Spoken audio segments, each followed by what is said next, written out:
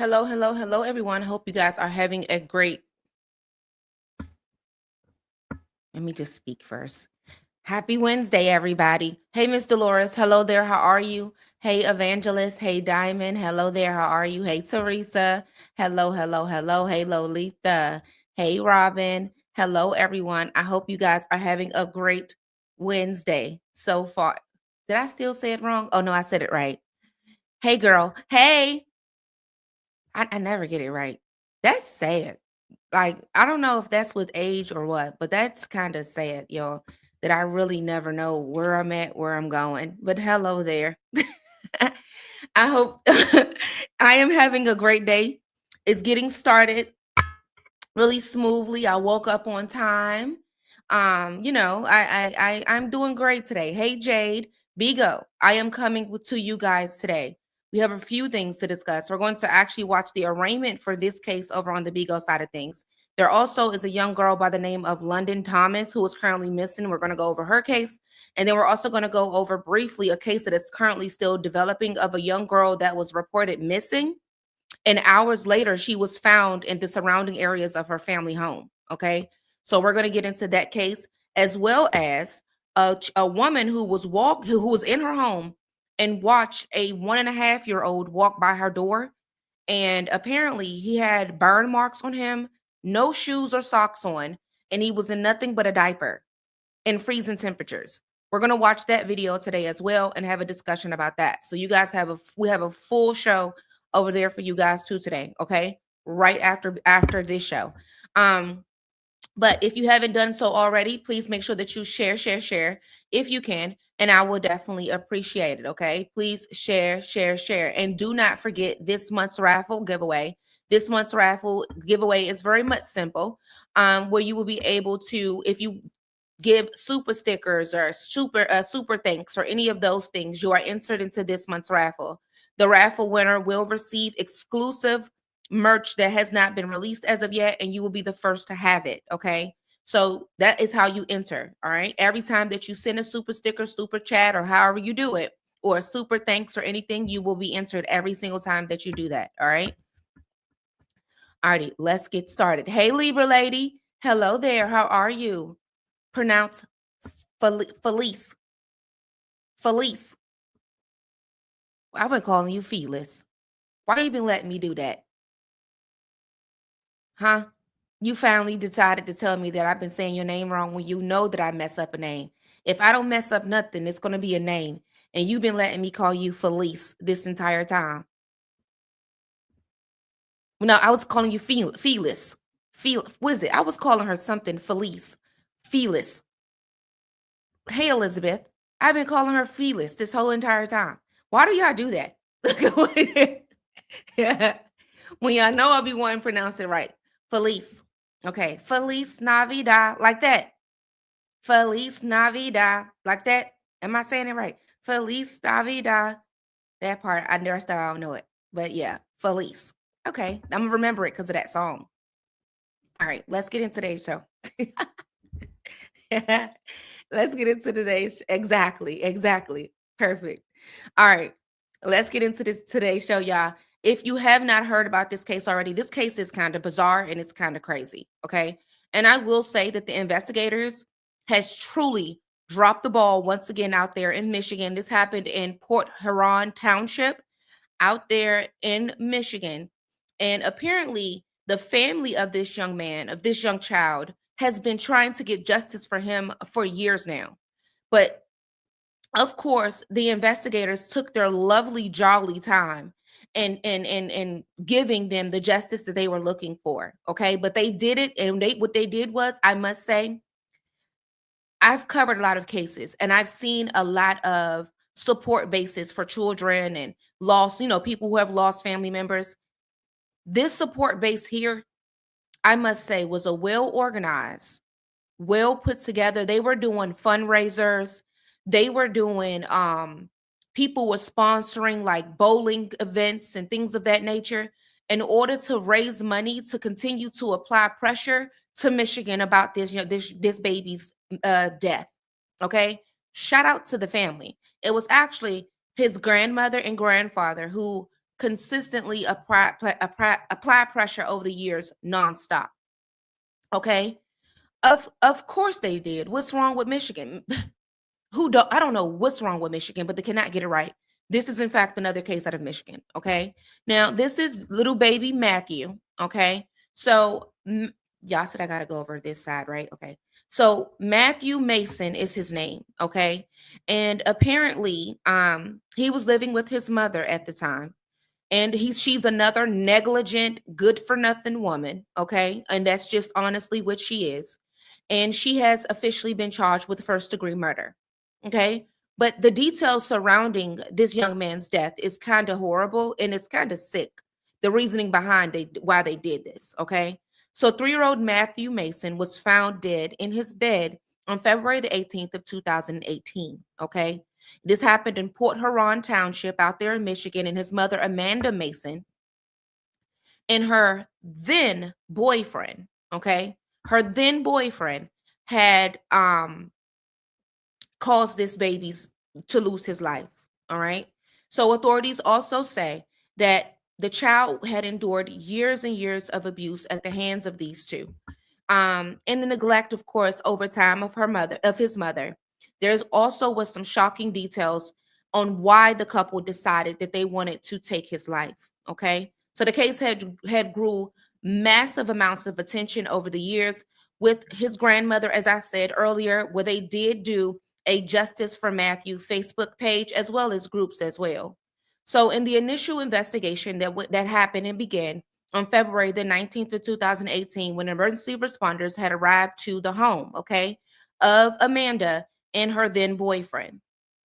So when they arrived to the home at the time, there was limited details that was released, whether it be publicly. From my understanding, when they first had covered the story, it was like a 2-line sentence about what happened with Matthew.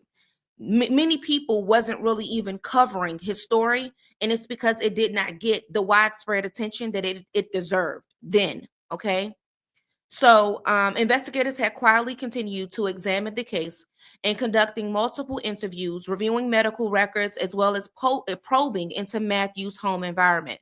So, meanwhile, family members continued to raise concerns and had called for justice. So, prosecutors also later did reveal that Amanda and her then boyfriend had devised a cover up story about how to, ensure that the truth does not come out.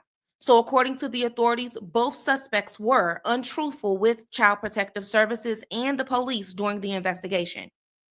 So, the abuse for Matthew dates back to 2015. Allegedly, there was a pattern of abuse that happened by both Amanda and Maurice, her boyfriend. So, Matthew Maison was found deceased, and deputies and EMS responders had then discovered his body. Now, in the midst of all of this, from my understanding, Matthew's biological father, he was out here and around, but he also learned about his child's death through Facebook post. Okay? She didn't even have the common decency to let his father know that the baby had passed away. That's how much she was trying to keep this under wraps and continuing to lie to ensure that she never goes to jail. Okay? So on February of 2020, there was a FOIA request that was submitted for 911 calls, but officials did confirm that the file was deleted due to system wipes. Okay, that's what they were told. So, from my understanding, as the family is consistently trying to get information about his death. They're basically being gaslit. They're not wanting to give them the proper communication. They're not wanting to give them and put out the facts of what's going on in the gravity of Matthew's death. Okay. They put it out as if it was just some child neglect situation of abuse, when in fact it was a long stint of child neglect and abuse, and the mother and her boyfriend was at the foot of it. Okay. So on April the 11th of 2025, just this week, Amanda Maison and Maurice Houle, I'm not sure how he says it, they were arrested and charged for first degree murder. Okay. And then the boyfriend was also charged with an additional charge of assault and resisting officers during his violent arrest.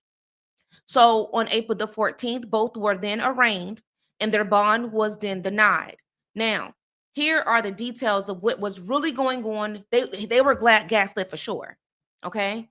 So both Amanda and her boyfriend have reportedly confessed to the investigators that the other had abused Matthew, okay? Basically blaming each other. These admissions had established a consistent corroborated history of physical harm that both defendants had caused to baby Matthew.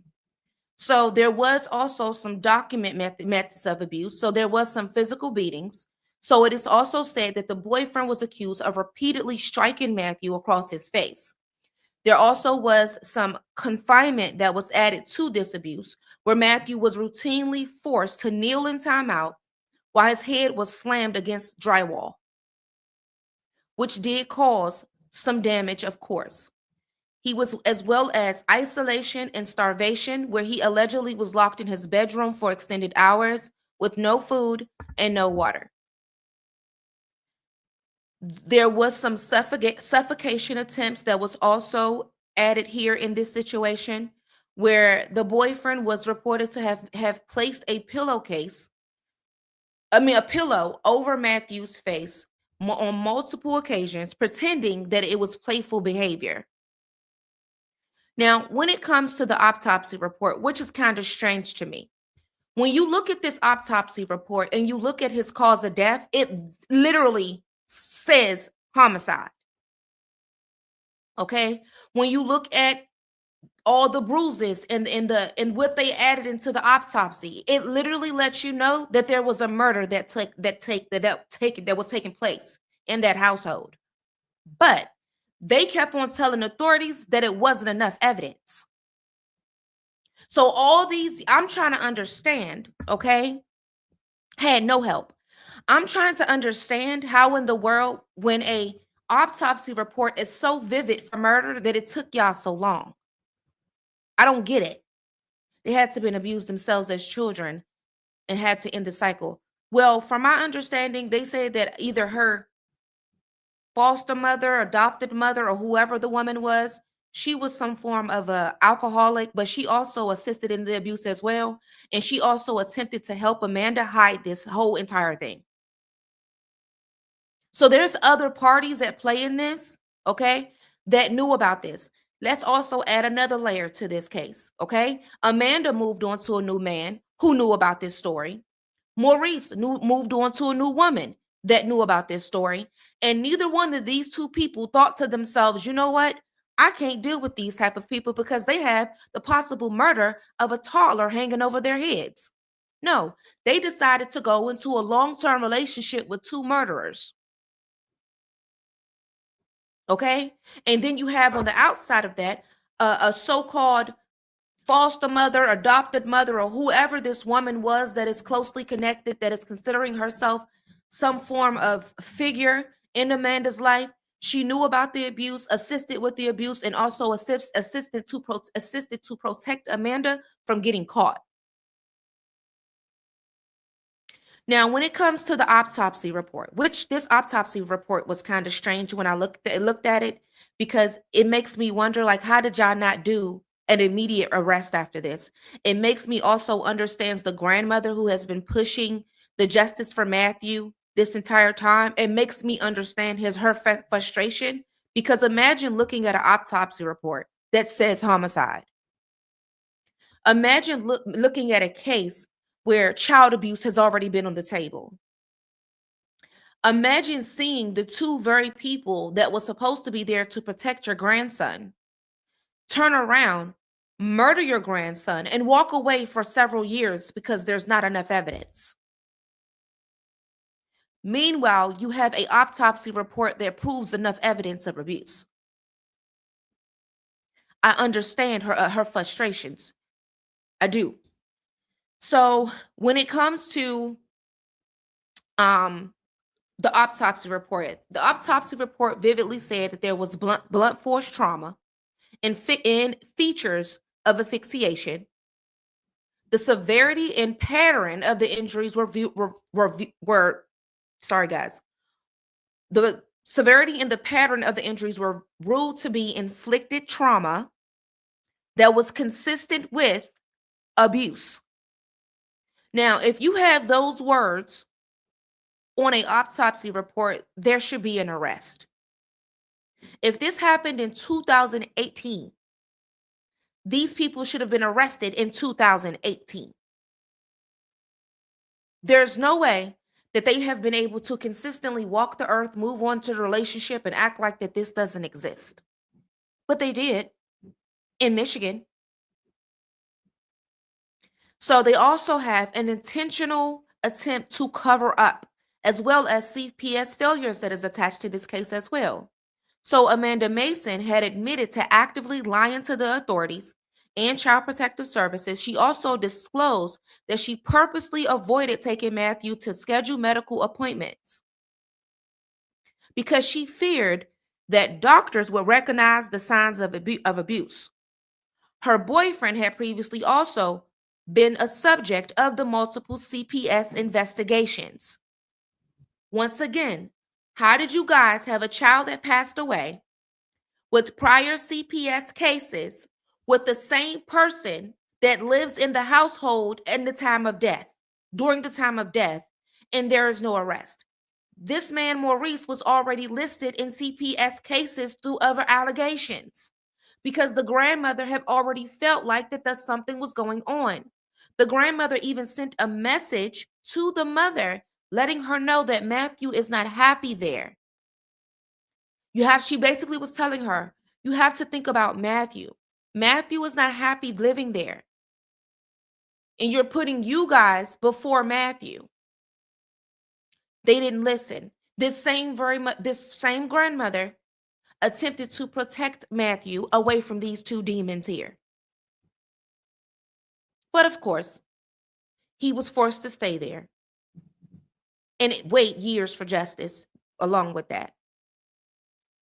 So then you also have the motive. Now, if you guys are upset about this case right now, you're really about to be upset.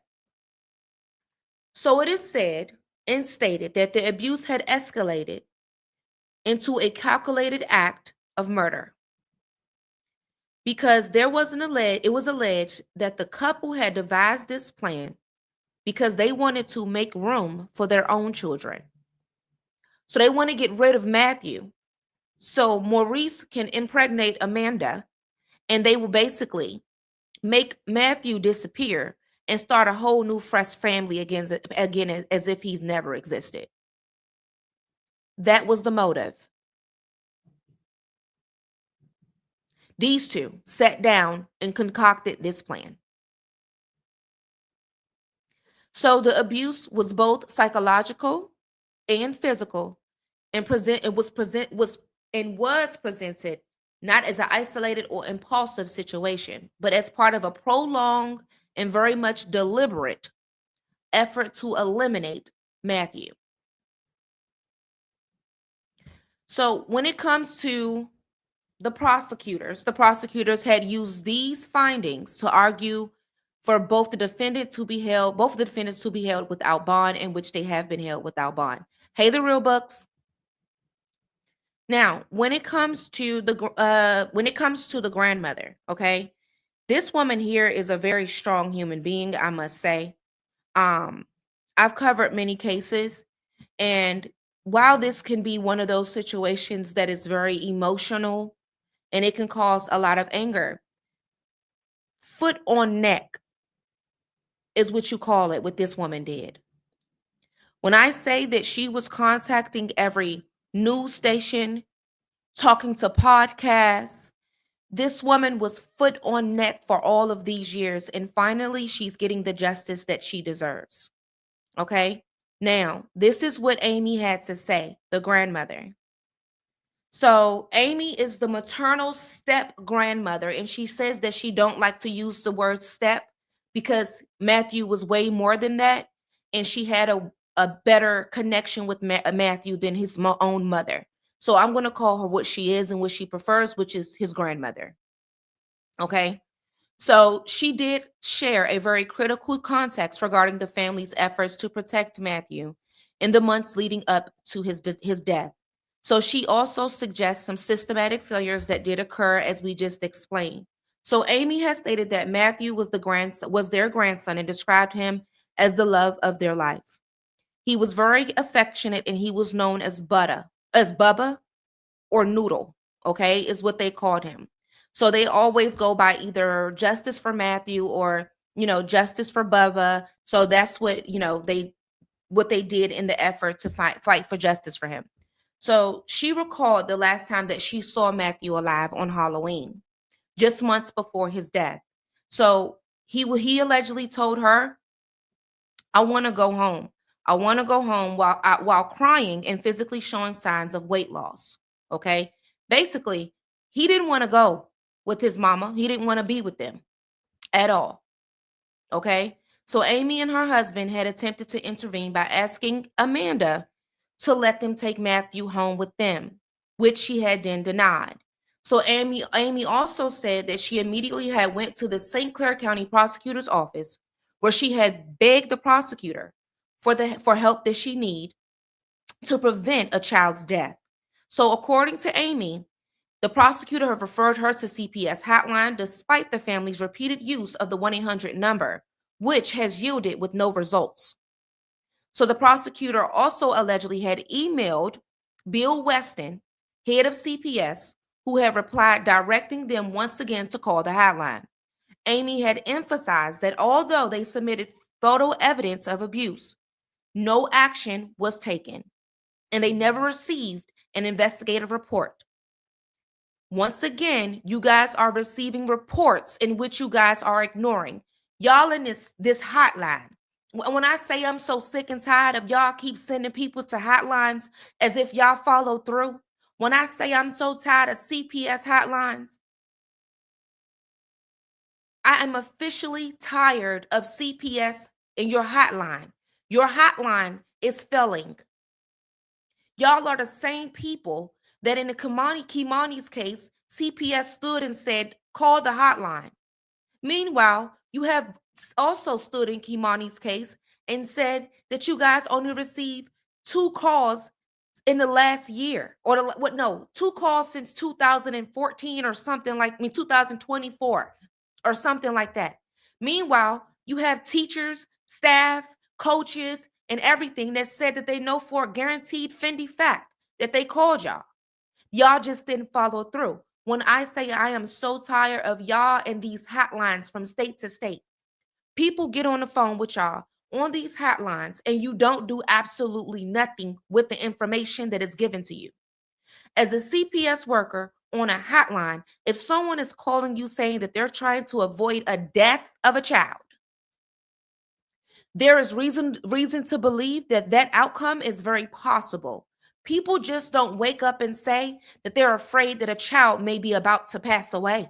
They don't say that. That's not what they say. There's only a reason behind that. There's a reason behind them feeling that way. And you guys continue on sending people to a dead hotline that your caseworkers are not working and following through with. Because if you was, the grandmother in this situation for Matthew would have received a report. She also would have received an in-depth interview.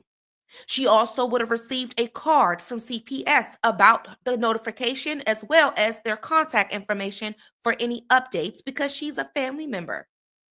Not only is she a family member, but she's a very direct family member with direct contact. So that's how we know that you guys were not responding to her hotline calls. I am so sick and tired of hotlines. I'm sick and tired of them, y'all. So the prosecutor allegedly had emailed the head of CPS and he then sent the grandmother again to this hotline, the failing one. So the family had attempted to raise awareness and was also reportedly ignored by the press as well, with the local newspaper only publishing a brief article the day of Matthew's death, and another a year later identifying him. Okay, so keep in mind that this happened in 2018. Okay, keep in mind there was an autopsy report that shows blatant homicide,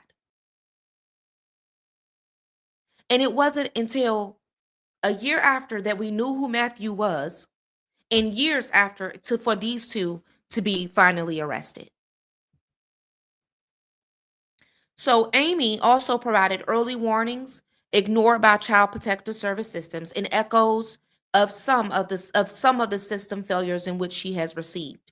She and her husband were also the biological grandmothers of Mackenzie Mason, okay? Um, as well. And there's a story behind that too. Okay. Now,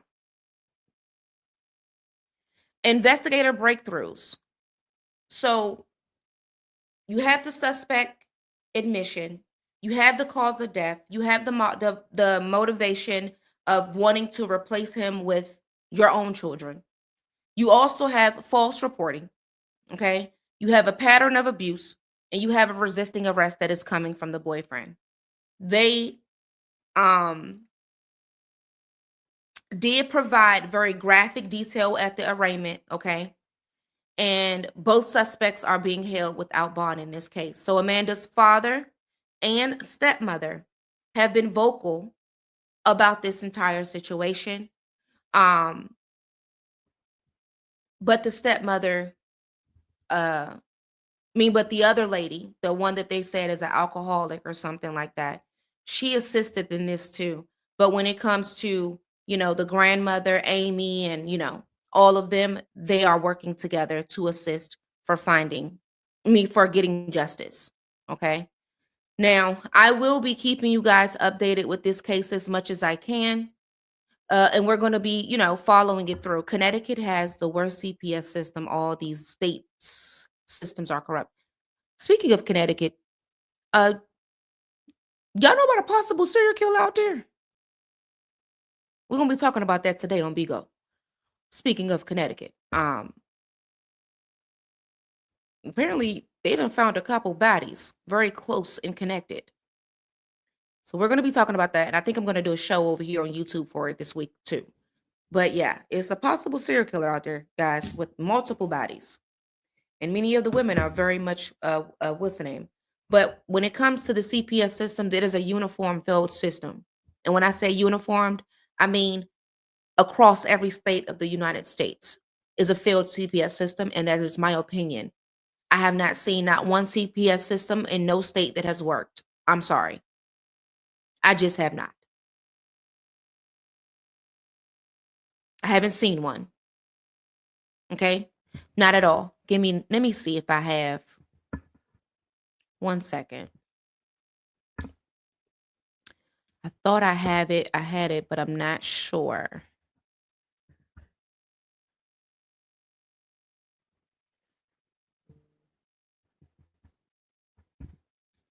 But in this case here, guys, when I say failed, I mean failed, okay?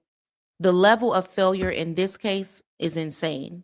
What I'm going to do is I'm going to post the autopsy report on Spaces because I do have it so that you guys can see that there is no way that these two here should have ever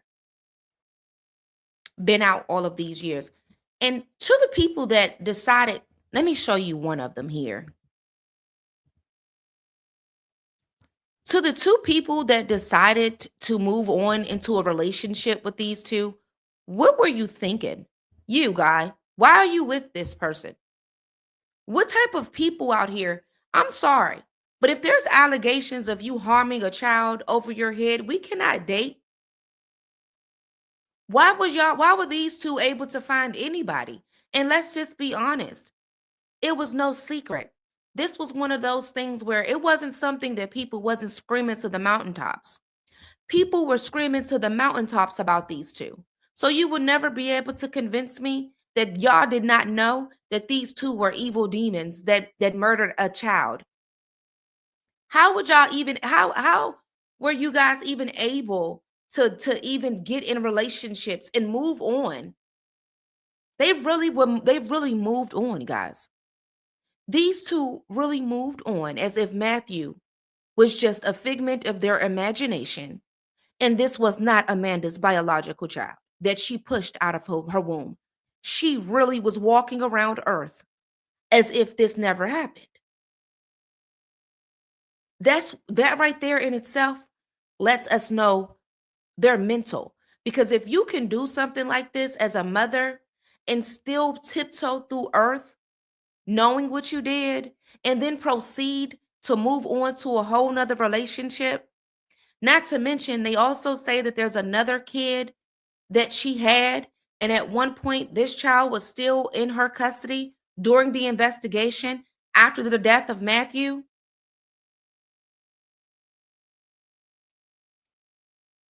which is crazy. So I'm trying to see CPS. How did you guys leave a child in this woman's custody after a child died in her custody with multiple calls from CPS? That don't make sense. So y'all left a child in the custody of a murderer. Got it. Great job. Once again, for doing what you normally do. One thing I can say is that CPS is consistent with fielding. That's one thing I can say. That you guys are really great at that. You guys are really, really great. You never let me down. You guys never let me down at failing. It's sad, but you never let me down at doing that because that's something that you guys do consistent. Fail. And that's just honest. And unfortunately, within your failing, we lose children, you know? But we're going to stay updated on this case and see how it goes and, and see how it closes out. But due to the fact they both have admitted, I don't think it's going to be a long, drawn out trial. Let me see if they pled guilty. That'll be able to tell us or not.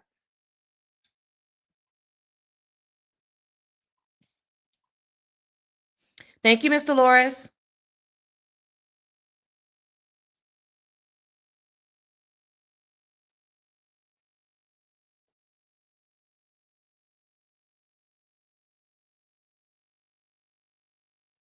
I have to see if they pled guilty. If they pled guilty, not guilty, then we could possibly get a trial. If they didn't, then it's gonna close out quick. My daughter caught her dad's friend manhandling her 3-year-old son with autism because of the way he was eating his food. She went off. You know, y'all better stop playing with mamas and their kids. Real ones. Real mamas ain't playing. This ain't a mother. This is a monster. You have monsters and then you have mothers. This is a monster. Okay? This is a monster. Alrighty, guys. The organization that we used to trust in. Okay, we used to can proudly know that CPS got our back. You failed the grandmother really badly in this case. You did. You failed the family. You failed everyone that has been fighting for Matthew for the last couple of years. You failed them. Bad. Real bad. Okay? Alrighty, guys. Bigo, I am on my way to you guys. Okay. We have a full lineup today. We're going to watch the arraignment for this case. Okay. We're also going to get into this whole serial killer in Connecticut. Okay. As well as a 1.5-year-old that was found walking the streets alone. He had burn marks on his body, old and new. And we're going to discuss that today, as well as a young woman by the name of London, who is currently missing. She was last to go visit a boyfriend somewhere, and then her phone had pinged in a random field. So we're going to get into that today as well. And possibly if we can see how it goes, we're going to get into a 6-year-old girl who was reported missing. Hours later, she was found in the surrounding areas of her family home. We're going to get into that case and everything. That case is messy on both sides. There's already a battle of GoFundMe's. The biological father, is already making some huge allegations in regards to the mother allowing this man and that man coming out the house. So we're going to get into that case today. Today on Bigo. All right. Make sure that you guys do tune in. Alrighty, guys. Thank you so much. And please like this video if you like this video. And I would definitely appreciate it. And thank you for watching True Crime with Savage Royalty.